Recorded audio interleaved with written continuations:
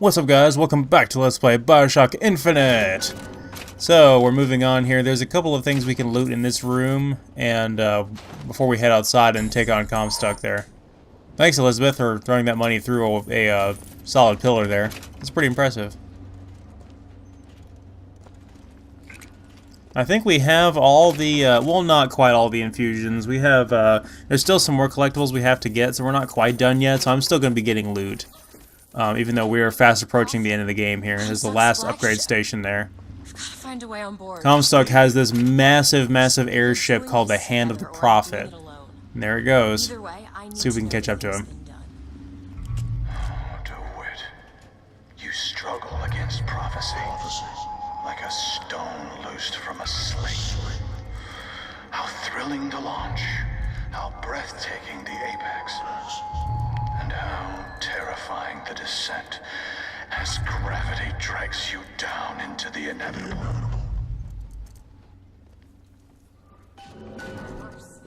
Well, we took down that Zeppelin earlier without much of a problem, without a hitch at all, actually, so how hard could this be? No, this is actually quite an impressive war machine, so we might be at our wits' end here. This is the last upgrade station, like I said. I think I have all the upgrades I really care about. I could invest some money into getting some stuff like recoil reduction and that kind of thing, or maybe the speed increase for the rocket launcher, but I really don't care about that too much. I've got the damage increases, I just want to save money. So, moving on. So, like I was saying, I actually didn't mention this in the previous video about the scene there where old Elizabeth takes you to that reality where they implanted the device in her that made it to where every time she tried to open up a tear, it would cause that painful electric shock, and so she couldn't do it. I guess she finally just suffered through it enough to be able to open up the tear to bring Booker to that reality so that he could continue on and have a second shot at what we're doing now. So, great. And she gave us something that'll allow us to hint at beating the Songbird, which is the last thing that's going to stand in our way after all this, because according to her, the Songbird would stop him each and every time, so we got to do something about that. Only time will tell, though, but I was legitimately worried at watching that scene for the first time playing the game that was going to be the ending, and I was watching it defiantly, just like, no, this is not the end of the game. And just this disgusted look on my face, just terrified, and sure enough, the game did continue. That was an awesome stun lock there against that Patriot. Like I said, the Undertow and the Shock Jockey are very good against them. There's another Patriot in this encounter as well. This is a pretty big encounter. But you have a lot of tears that you can use now that Elizabeth is back with us. You know, tears are our best friend again. But yeah, the game has quite a finale still to go, and it still has to explain all the bullcrap that it's put us through as far as the story goes. It still has to explain all the twists that I won't tell you guys about until it's relevant. So that rocket turret there is pretty powerful. And I think the other Patriot, or there's probably a guy, I think there's a beast with a volley gun as well, which is the most obnoxious part about this encounter. If you can, like I said, use the Undertow to bring him towards you so you can finish him off really quick and not have to worry about running away from that guy. Because in 1999 mode, he is going to hit you pretty much no matter where you are. And it's ridiculously unfair, but the splash damage on the thing is decent, but it's more so just their unfair accuracy. So you really got to take that guy out as fast as possible. Like, I consider him even more dangerous than the Patriots because you're just not going to have a lot of room to work with there. Where the Patriots, you can kind of take your time and approach them when you're ready. Relatively speaking, of course. Again, we're fighting more Founders here. The Vox have kind of taken the back seat temporarily, but they'll show up again here soon. Eventually. And we got a more than ideal setup right now with the volley gun and the hand cannon, and this Vigor combo with the Undertow and the Shock Jockey. I couldn't ask for a better setup right now.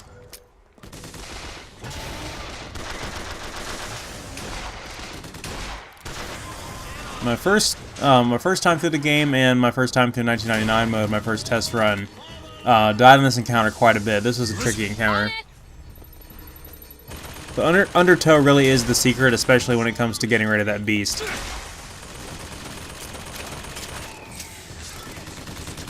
There's more, there's RPG ammo over here. I think there's more hand cannon ammo too. Yeah, sure enough there was.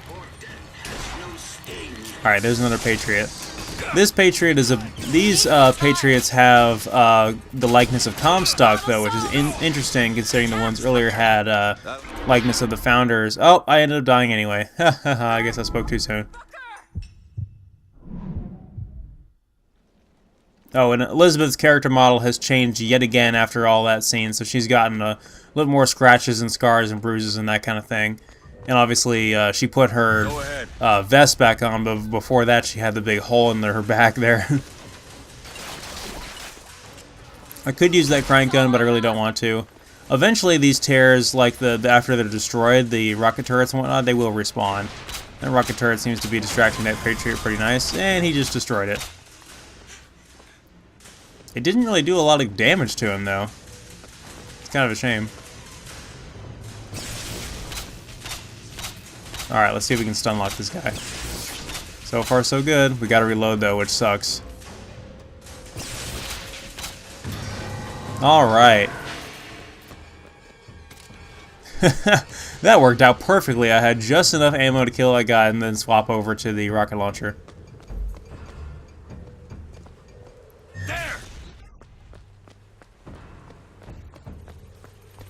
Like I said, at this point in the game, you're so invested in the story that you really are not going to take the time to search around and explore and collect loot and that kind of thing, but definitely do. I mean, I had to go out of my way to discover that there were even anything to find in these areas late in the game. But yeah, there's a lot of stuff you can find in this area, so I'm going to clear out all these guys and then get all the remaining collectibles before I move on here. This is one of the times where the primary function of the Undertow is going to be very effective. Haha. Yeah, normally, like I said, I use it for the secondary function, but that's one of those times where it's very good for the primary, just to be able to knock guys off the edge and not even have to really kill them. We'll let gravity do all the work for us.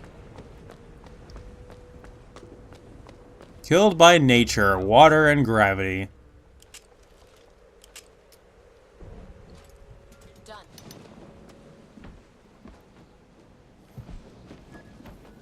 Alright, so there should be, I believe there's a voxophone in here, there's a safe here, which we have plenty of lockpicks, we have like 25, something like that. And I said I know earlier in the game that we would have more than we would ever need. And we do, but I'm planning to use them at least.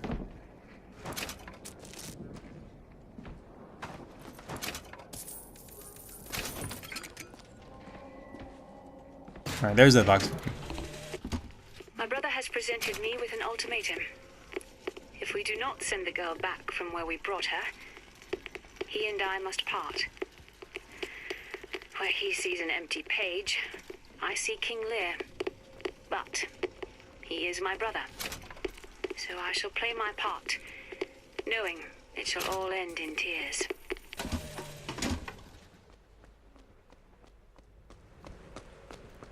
Yeah, I would really like to address what I know about the Lutessas, but I really can't do it now because, spoilers, we'll talk about that at the end of the game, I suppose.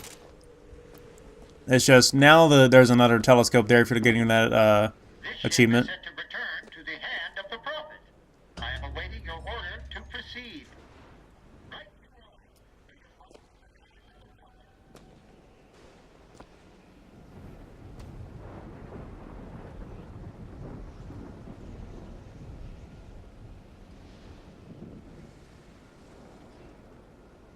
Do you think it's possible to redeem the kind of things that we've done? Redeem? I don't see much use in that. Booker, are you afraid of God? No. But I'm afraid of you.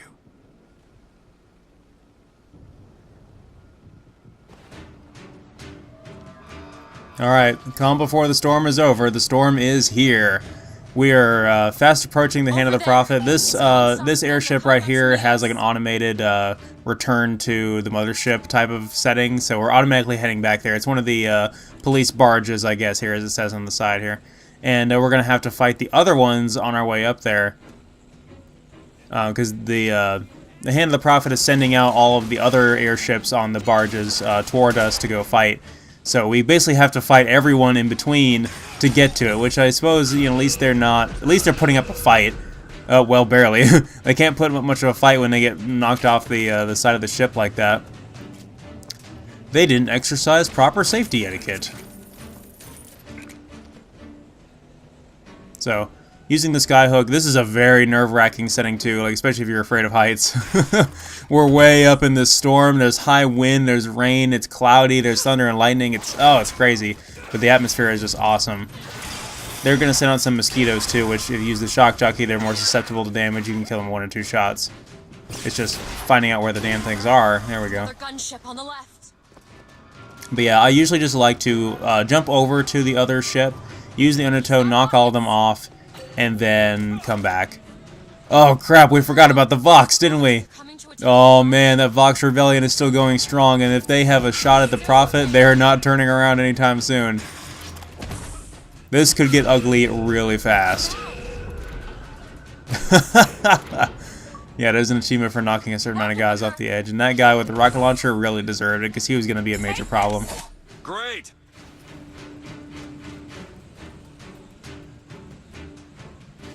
Looks like they're fighting amongst each other over there.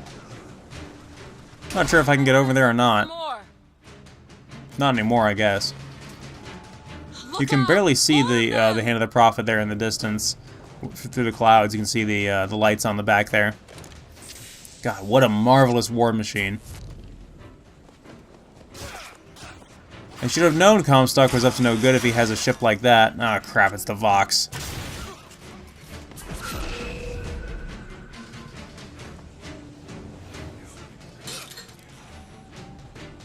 Yeah, we took such a break from these guys to have an actual plot, you know, we completely forgot about the Vox Uprising. Oh, away you go, and away you go.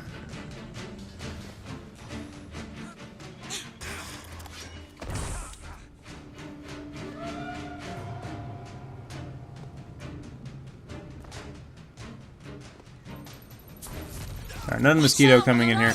I guess if you had some gear that would affect your performance on sky rails and everything, you could just latch onto your hook and do it that way. Wow, it's pretty sad when the hand cannon does more damage to one of these things than the rocket launcher does. Stay with me, Booker. Thankfully, Elizabeth was nice enough to revive us on the thing, and unfortunately that the enemy have boarded us now. Just go! Get out of here.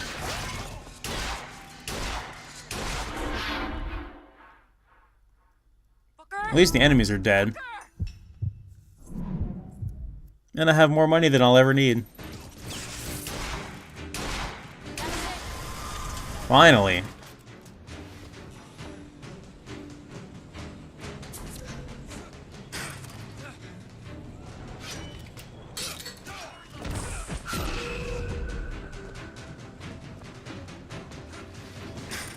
And don't worry, none of the ships will leave without you. They wait for you to get back.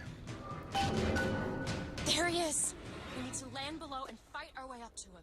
Or we can just fly this thing to Paris. Just drop me off if you want to. This isn't your problem, Booker. I won't abandon you. You wouldn't, would you? Alright, we're coming in hot. Expect heavy resistance. Look, there's skylines all over the surface of the flagship. They're covered with those. Wow, this thing is really intricate. Well, that must be where they're deployed from. I wouldn't go near those lines while those pods are in place. So there's a big battle going to break out up here on the Hand of the Prophet.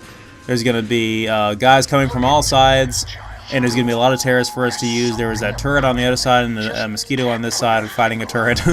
We're just going to use that as a distraction to get in the next room here. Here you go. I'm going to throw that guy off the side. Come on now.